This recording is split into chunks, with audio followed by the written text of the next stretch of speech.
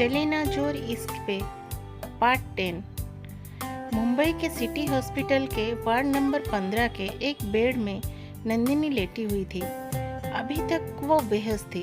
नंदिनी की एक्सीडेंट होते देख अशोक वहां से भाग गया था।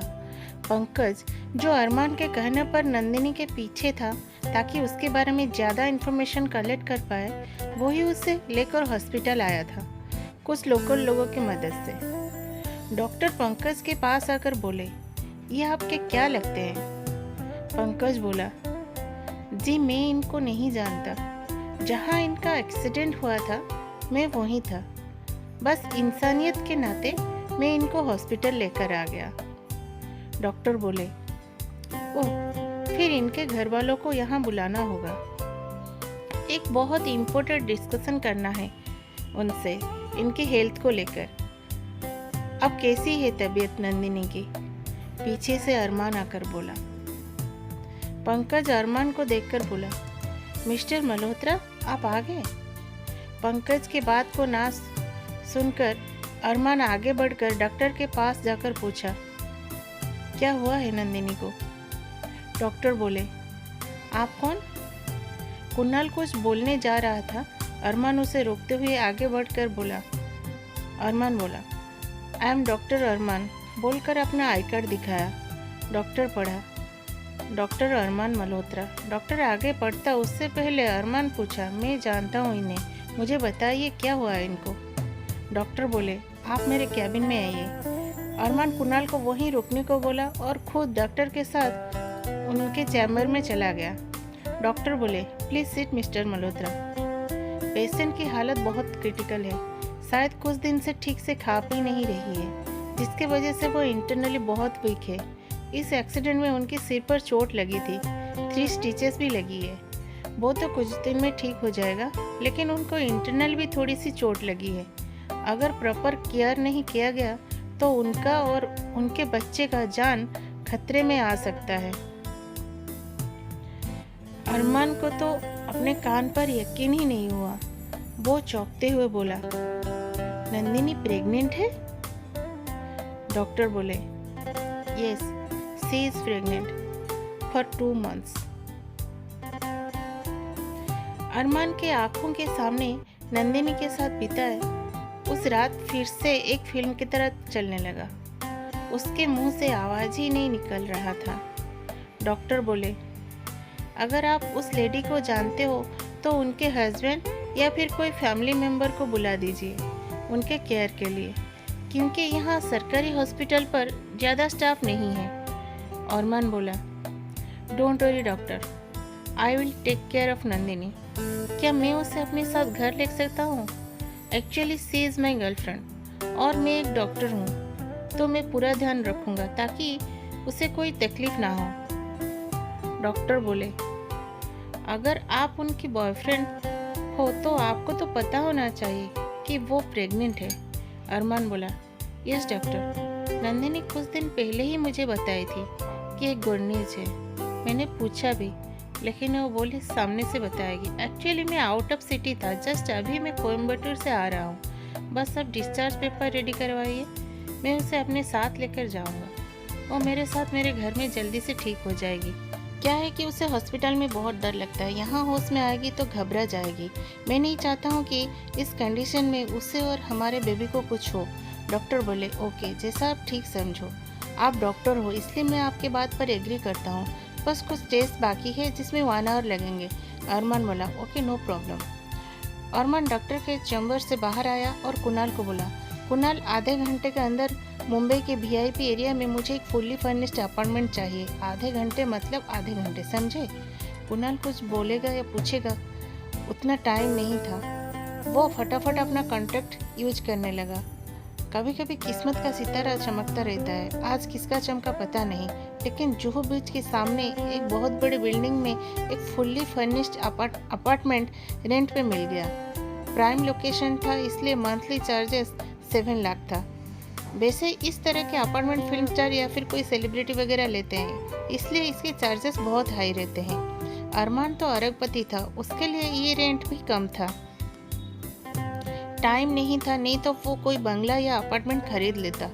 कुणाल पहले पहुंचकर सब सेट किए दिया। कुछ देर बाद अरमान नंदिनी को हॉस्पिटल स्टाफ के मदद से लेकर वहां पहुंचा। रात के 11 बजे थे। अरमान बेडरूम पर रखे सोफा पर बैठे बड़े बेसब्री से नंदिनी के होश में आने का इंतजार कर रहा था। कहने को तो वो लैपटॉप खोलकर बैठा था, लेकिन पूरा ध्यान नंदिनी के ऊपर ही था। एक नर्स भी अरमान हायर किया था नंदिनी के देखभाल के लिए। धीरे धीरे नंदिनी को होश आने लगा। नर्स उठकर खड़ी हो गई। वो अरमान को बोलती उससे पहले अरमान आकर बेड के साइड में खड़ा हो गया। नंदिनी आँख खोलकर खुद को अनजान जगह पर देखकर परेशान हो गई। नर्स नंदिनी को आराम से बेड के सहारे बैठने में हेल्प की। नंदिनी के सिर में बहुत दर्द हो रहा था। वो अपने सिर में हाथ लगाई तो वहाँ पट्टी बंधी हुई थी। नर्स बोली, आपको चोट लगी थी, बैंडेज है, 3 दिन बाद पट्टी खुलेगी। नंदिनी बोली, मैं कहाँ हूँ, ये कौन सा हॉस्पिटल है? नर्स बोलने जा रहा था, अरमान सामने आकर बोला, ये हॉस्पिटल नहीं है, घर है, मेरा घर। अरमान बोला, नर्स आप थोड़े देर के लिए बाहर हॉल में जाइए, मुझे इनसे कुछ बात करना है। अरमान नहीं चाहता था कि नर्स उन दोनों का बात सुने, क्योंकि अरमान हॉस्पिटल पर बोला था कि नंदिनी उसका गर्लफ्रेंड है। नर्स बाहर चली गई। नंदिनी अरमान को देखकर पहचान गई। वो बोली, आप आज भी मेरे हेल्प के लिए पहुंच गए। अरमान बोला, तुम अभी ठीक नहीं हो, इसलिए ज़्यादा बात मत करो, कल सुबह बात करेंगे। और तुम्हें हॉस्पिटल पर रखना पॉसिबल नहीं था, इसलिए यहाँ लेकर आ गया। पहले तुम ठीक हो जाओ, वो ज़्यादा इम्पोर्टेंट है। फिर नर्स को आवाज़ देकर बुलाया, नर्स इनको हल्दी वाला मिल्क और मेडिसिन दीजिए ताकि ये जल्दी से ठीक हो जाए, और वो विटामिन की मेडिसिन भी दीजिएगा। नंदिनी दर्द में भी मुंह बनाकर धीरे से बोली, मेडिसिन? मुझे मेडिसिन से उल्टी हो जाती है, प्लीज़ रहने दीजिए, वैसे ही ठीक हो जाऊंगी। नर्स उसकी बात को बिना सुने अरमान के बोलने पर पहले दूध फिर मेडिसिन दे दी। अरमान बोला, नर्स आप बाहर हॉल में बैठिए, मेरे जाने के बाद आप आकर इनके पास रहिएगा। नर्स ओके सर बोलकर फिर से बाहर चली गई। नंदिनी अरमान से बोली, सर मुझे घर जाना है, मेरे माँ पापा सब परेशान हो रहे होंगे। अरमान बोला, डोंट वरी, उनको पता है तुम एक ट्रेनिंग प्रोग्राम अटेंड के लिए पुणे गई हो, जो हाउसकीपिंग स्टाफ के लिए है। कल सुबह अपनी माँ से फ़ोन करके बात कर लेना। नंदिनी हैरानी से और शक भरी नजरों अंदाज में बोली, पुणे ट्रेनिंग, ये सब क्या है, और माँ को झूठ बोलने की क्या ज़रूरत थी? अरमान बोला, मुझे लगा वो परेशान हो जाएंगे, इसलिए जो मुझे सही लगा वैसा किया। वैसे मैं झूठ बोलता नहीं, लेकिन तुम्हारे बाबा बीमार है और उनके वजह से तुम्हारी माँ भी बीमार होने लगी है, इसलिए जो मुझे सही लगा वैसा कर दिया। अब अगर तुम खुद उन्हें बताना चाह रही हो कि तुम्हारी एक्सीडेंट हुई है तो अभी फ़ोन करके बता दो। नंदिनी अपने मन में बोलने लगी, सही तो है, माँ पापा मेरे एक्सीडेंट के बारे में सुनकर बहुत घबरा जाएंगे, अच्छा हो जो उनको नहीं पता। नंदिनी बोली, लेकिन सर आप मुझे अपने साथ यहाँ क्यों लेकर आए? आपकी फैमिली मतलब वाइफ वो सब क्या सोचेंगे? अरमान बोला, आई एम सिंगल, फैमिली मतलब पेरेंट्स और भाई भाभी सब स्विट्ज़रलैंड में रहते हैं, मैं यहाँ बिजनेस सिलसिले में आया था। लेकिन नंदिनी बोली, लेकिन शायद आपको इंडिया पसंद आ गई है। अरमान बोला, कल मॉर्निंग बात करेंगे। फिर नर्स को बुलाकर बोला, आप इनके पास ही रुकिए, कभी भी ज़रूरत पड़े तो मुझे बुला लेना। नर्स बोली, ओके सर, मैं मैडम के पास हूँ। अरमान दूसरे बेडरूम पर सोने चला गया। सुबह अरमान उठा और नंदिनी के रूम पर गया। नर्स सोफे पर गहरी नींद में सोई हुई थी और नंदिनी बालकनी में खड़े होकर सामने समुंदर को देख रही थी। अरमान बोला, तुम यहाँ क्या कर रही हो? तुम्हें तो आराम करना चाहिए। नंदिनी बोली, धीरे बोलिए, नर्स अभी सोई है, बेचारी सारी रात मेरे वजह से जागती रही। अरमान बोला, ये करना नर्स का ड्यूटी होता है। नंदिनी बोली, और हम सिविल वालों की प्रॉब्लम है कि डॉक्टर और नर्स के सेवा को ड्यूटी समझकर भूल जाना, ये तो गलत बात है। वो लोग भी इंसान है, बेचारी मेरी वजह से कल अपनी फैमिली से दूर रही। नंदिनी की बात सुनकर अरमान उसे एकटक देखता रहा। नंदिनी फिर आगे बोली, आपका घर बहुत अच्छी लोकेशन पर है। यहाँ से सब कुछ कितना खूबसूरत दिख रहा है।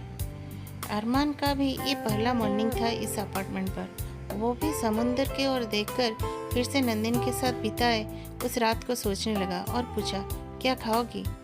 फिर खुद ही बोल दिया, ब्रेड और आमलेट खाओगी क्या? नंदिनी बोली, ब्रेड के साथ चाय ले लूँगी, मैं प्योर वेजिटेरियन हूँ। अरमान बोला, तो मैं कहाँ तुम्हें चिकन मटन ऑफर कर रहा हूँ। नंदिनी बोली, एक भी तो नॉनवेज है। अरमान बोला, एक नॉनवेज नहीं है, समझाता हूँ, रुको। इतना बोला ही था कि उसका फ़ोन रिंग हुआ। अंजलि का फ़ोन इतनी सुबह देखकर अरमान का फेस बिल्कुल चेंज हो गया। आगे की स्टोरी नेक्स्ट पार्ट में सुनेंगे। तब तक टाटा बाय बाय।